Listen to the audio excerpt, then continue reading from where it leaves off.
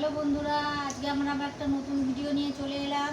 এই দেখো, আজকে আমরা দুপুরবেলা সবাই মিলে কি কি দিয়ে খাচ্ছি। এই দেখো, এটা হচ্ছে ডাল।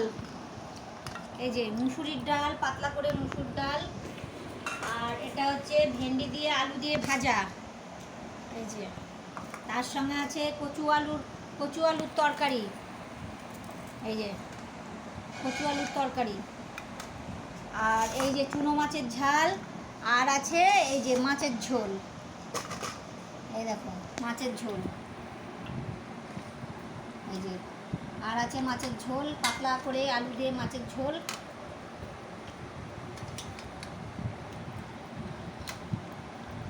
আর তার সাথে আছে গরম গরম ভাত। এই যে তার সাথে আছে গরম গরম ভাত। আমাদের তিনজনায় আমরা বসে গেছি। তোমরা